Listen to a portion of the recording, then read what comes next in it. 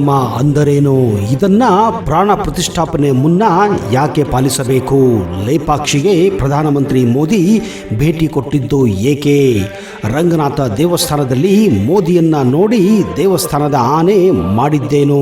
ಹೌದು, ಈ ಎಲ್ಲ ಕುತೂಹಲಕಾರಿ ಘಟನೆಗಳಿಗೆ ಇವತ್ತಿನ ಈ ವಿಡಿಯೋ ಸಾಕ್ಷಿಯಾಗಲಿದೆ. ಅದಕ್ಕಿಂತ ಮೊದಲು ನೀವು ನಮ್ಮ ಚಾನಲ್ಗೆ ಹೊಸಬರಾಗಿದ್ದರೆ ದಯವಿಟ್ಟು ಈಗಲೇ ಸಬ್ಸ್ಕ್ರೈಬ್ ಮಾಡಿ, ಜೊತೆಗೆ ಬೆಲ್ ಐಕನ್ ಕೂಡ ಪ್ರೆಸ್ ಮಾಡಿ.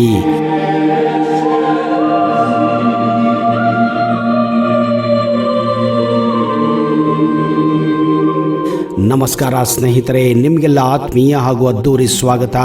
ಭಾನುವಾರ ಅಯೋಧ್ಯೆಗೆ ಕಾಲಿಡುವ ಮೊದಲು ರಾಮನ ಹೆಜ್ಜೆಯ ಗುರುತುಗಳ ಹಾದಿಯಲ್ಲಿ ನಡೆದು ಅವರು ಬಂದಿದ್ದಾರೆ. ಭಗವದ್ಗೀತೆಯ ನೈತಿಕ ನಿಯಮ ಪಾಲನೆ ಮಾಡುವ ಮೂಲಕ ರಾಮಾಯಣದ ಘಟ್ಟದಲ್ಲಿ ರಾಮ ಸಂಧಿಸಿದ ಸ್ಥಳಗಳಿಗೆ ಭೇಟಿ ನೀಡುವ ಮೂಲಕ ಪ್ರಾಣ ಪ್ರತಿಷ್ಠಾಪನೆಗೆ ದೈವಿಕ ಶಕ್ತಿ ಪಡೆದುಕೊಂಡಿದ್ದರು. ಮೊದಲನೇದಾಗಿ ಅವರು ಭೇಟಿ ಕೊಟ್ಟಂತಹ ಆ ಸ್ಥಳವೇ ಕಾಲಾರಾಮ ದೇವಸ್ಥಾನ. ಇದು ಇರುವುದು ಮಹಾರಾಷ್ಟ್ರ ರಾಜ್ಯದ ನಾಸಿಕ್ನಲ್ಲಿರುವ ಪಂಚವಟಿ. ಇಲ್ಲಿಂದಲೇ ಅವರು ರಾಮಾಯಣದ ಯಾತ್ರೆಯನ್ನ ಆರಂಭಿಸಿದರು. ಕಾಲಾರಾಮ ದೇಗುಲದಲ್ಲಿ ವಿಶೇಷ ಪೂಜೆ ಸಲ್ಲಿಸುವ ಮೂಲಕ ರಾಮೋತ್ಸವಕ್ಕೆ ಮುನ್ನುಡಿಯನ್ನ ಬರೆದಿದ್ದರು. ರಾಮ ತನ್ನ ವನವಾಸ ಕಾಲಘಟ್ಟದಲ್ಲಿ ಕೆಲಕಾಲ ಪತ್ನಿ ಸೀತೆ, ಸೋದರ ಲಕ್ಷ್ಮಣನ ಜೊತೆ ಇಲ್ಲಿ ವಾಸವಾಗಿದ್ದನು ಎಂದು ಹೇಳಲಾಗುತ್ತಿದೆ. ಪಂಚವಟಿಯಲ್ಲಿ ಮೋದಿಯವರು ವಿಶೇಷ ಪೂಜಾ ಕಾರ್ಯಕ್ರಮವನ್ನು ಕೂಡ ನಡೆಸಿದ್ದರು. ಕೇವಲ 1.5 ನಿಮಿಷದಲ್ಲಿ 14,000 ರಾಕ್ಷಸರನ್ನು ರಾಮ ಸಂಹರಿಸಿದ ಕಾರಣಕ್ಕೆ ಕಾಲಾರಾಮ ಅಥವಾ ಕಾಳರೂಪ ಎಂದು ಈ ದೇವಸ್ಥಾನಕ್ಕೆ ಹೆಸರು ಬಂದಿದೆ ಎಂದು ಪ್ರತೀತಿ ಇದೆ. ಇಂಪಾರ್ಟೆಂಟ್ ಮೀಟಿಂಗ್ಗೋಸ್ಕರ ನೀವು ಆಫೀಸ್ಗೆ ಹೋಗ್ತಿರ್ತೀರಾ. ಅದಕ್ಕಿಂತ ಮೊದಲು ಟೀ ಕುಡಿಯುವಾಗ ಅಚಾನಕ್ ಆಗಿ ಒಂದು ಟೀ ಹನಿ ನಿಮ್ಮ ವೈಟ್ ಶರ್ಟ್ ಮೇಲೆ ಬೀಳುತ್ತದೆ. ಈ ಕಡೆ ಇಂಪಾರ್ಟೆಂಟ್ ಮೀಟಿಂಗು, ಶರ್ಟ್ ಕೂಡ ಹಾಳಾಗಿ ಹೋಗಿದೆ, ಮನೆಗೆ ಹೋಗಿ ಕ್ಲೀನ್ ಬೇರೆ ಮಾಡಕ್ಕಾಗಲ್ಲ. ಆವಾಗ ನಿಮ್ಮ ಉಪಯೋಗಕ್ಕೆ ಬರುತ್ತೆ ಕಲೆಗಳನ್ನ ತಕ್ಷಣವೇ ತೆಗೆಯುವ ಈ ಮ್ಯಾಜಿಕ್ ರೋಲರ್. ಇದನ್ನ ನೀವು ನಿಮ್ಮ ಪಾಕೆಟ್ ನಲ್ಲಿ, ನಿಮ್ಮ ಪರ್ಸ್ ಅಲ್ಲಿ, ಬ್ಯಾಗ್ ಅಲ್ಲಿ ಕೂಡ ಇಟ್ಟುಕೊಳ್ಳಬಹುದು. ಇದೇ ರೀತಿ ಮಕ್ಕಳ ಯೂನಿಫಾರ್ಮ್ ಅನ್ನ ಗಲೀಜು ಮಾಡಿದಾಗ, ಶೂಸ್ಗಳು ಕಲೆಯಾದಾಗ, ನಿಮ್ಮ ಕಾಸ್ಟ್ಲಿ ಸಿಲ್ಕ್ ಸಾರಿ ಮೇಲೆ ಕಲೆ ಬಿದ್ದಾಗ ಈ ಮ್ಯಾಜಿಕ್ ರೋಲರ್ ನ ಬಳಸಿ ಇನ್ಸ್ಟಂಟ್ ಆಗಿ ನೀವು ಕಲೆಗಳನ್ನ ತೆಗೆಯಬಹುದು. ಇದು 100% ಸೇಫ್ ಹಾಗೂ ನಾನ್ ಟಾಕ್ಸಿಕ್ ಕೂಡ ಆಗಿದೆ. ಇದರ ಬೆಲೆ ಕೇವಲ 449 ಮಾತ್ರ. ಕ್ಯಾಶ್ ಆನ್ ಡೆಲಿವರಿ ಕೂಡ ಇದೆ. ಈ ಮ್ಯಾಜಿಕ್ ರೋಲರ್ ನ ಆರ್ಡರ್ ಮಾಡಲು ಈಗಲೇ ಡಿಸ್ಕ್ರಿಪ್ಷನ್ ನಲ್ಲಿರುವ ಲಿಂಕ್ ಅನ್ನ ಕ್ಲಿಕ್ ಮಾಡಿ ಆರ್ಡರ್ ಮಾಡಿ.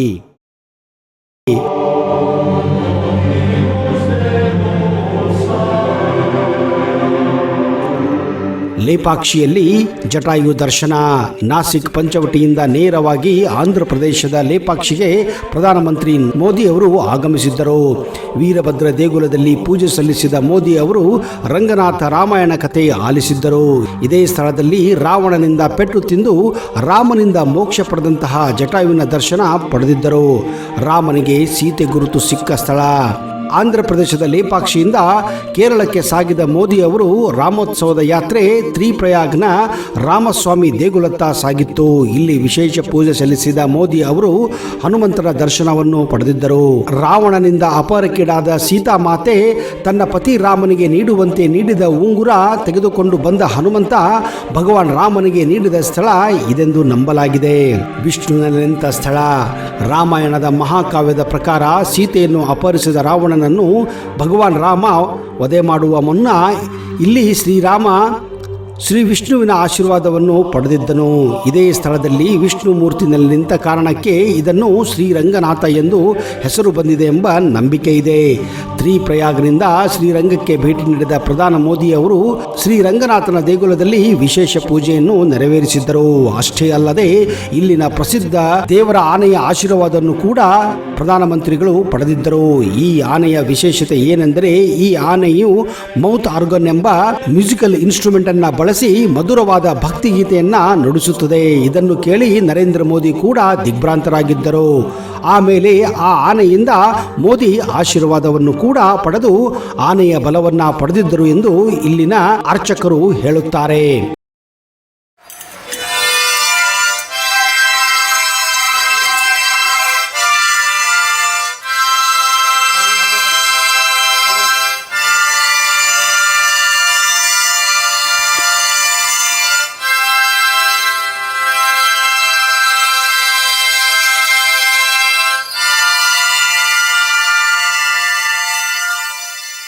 ಶಿವಲಿಂಗ ರೂಪಿಸಿದ ಪುಣ್ಯಕ್ಷೇತ್ರ ರಾಮೇಶ್ವರಂ.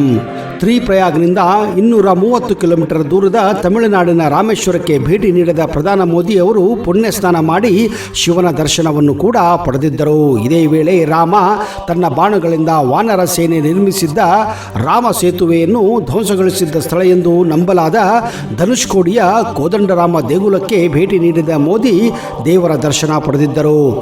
ರಾಮೇಶ್ವರಂ ದೇವಸ್ಥಾನದ ಹಾದಿಯುದ್ದಕ್ಕೂ ಪ್ರಧಾನ ಮೋದಿಗೆ ಭವ್ಯ ಸ್ವಾಗತ ದೊರಕಿತ್ತು. ಇದು ಅಕ್ಷರಶಃ ರೋಡ್ ಶೋ ರೀತಿಯೇ ನಡೆದಿತ್ತು.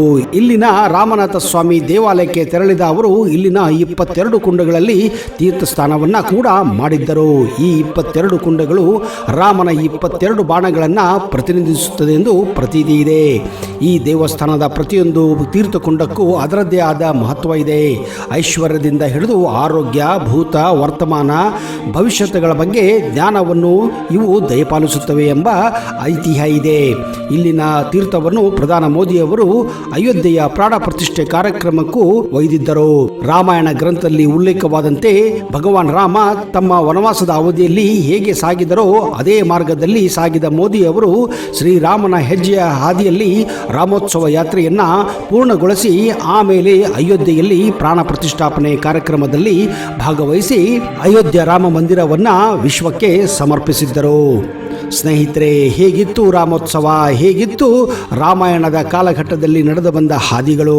ಒಂದು ವೇಳೆ ನಿಮಗೆ ನಿಜಕ್ಕೂ ಈ ವಿಡಿಯೋ ಇಷ್ಟ ಆದಲ್ಲಿ ಕಮೆಂಟ್ ಬಾಕ್ಸಲ್ಲಿ ಜೈ ಶ್ರೀರಾಮ್ ಎಂದು ಬರೆಯಿರಿ. ಅಲ್ಲಿಯವರೆಗೆ ಜೈ ಹಿಂದ್, ಜೈ ಕರ್ನಾಟಕ. ಶ್ರೀರಾಮನ ಆಶೀರ್ವಾದ ನಿಮ್ಮ ಮೇಲೆ ಇರಲಿ.